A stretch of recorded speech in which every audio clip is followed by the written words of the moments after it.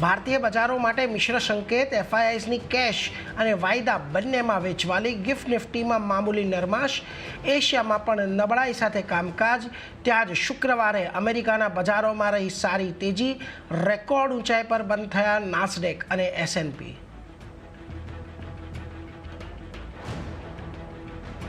America અને European union વચ્ચે થઈ ટ્રેડ ડીલ. 15% ટેરિફ પર બની સહમતિ. $750 બિલિયન એનર્જી પ્રોડક્ટ ખરીદશે યુરોપિયન યુનિયન. ટ્રમ્પ બોલ્યા, બંને પક્ષો માટે સારી ડીલ. હનુમાનની પાસે રહ્યા પહેલા ત્રિમાસિકમાં કોટક મહિન્દ્રા બેંકના પરિણામ.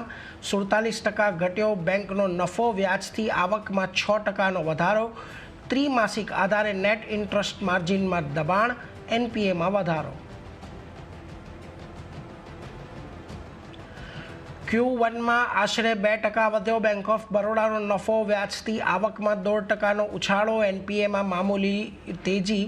ત્યાં જ 32% ઘટ્યો IDFC ફર્સ્ટ બેંકનો નફો. જોકે NIIમાં જોવા મળ્યું 5%નું દબાણ.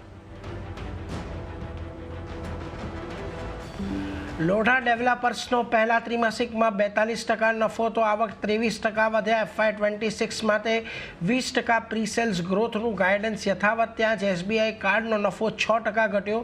જોકે વ્યાજથી આવકમાં આશરે 14%નો જોવા મળ્યો ઉછાળો. નેટ NPAમાં જોવા મળી નરમાશ. નિફ્ટી કંપનીઓમાં આજે આવશે ઇન્ડસઇન્ડ બેંક અને PELના પરિણામ. વાર્ષિક આધારે 76% ઘટી શકે છે ઇન્ડસઇન્ડ બેંકનો નફો. ત્યાં જ વાયદામાં Adani total gas, Adani green, GAIL સહિત 6 કંપનીઓના પર પરિણામ આજે આવશે.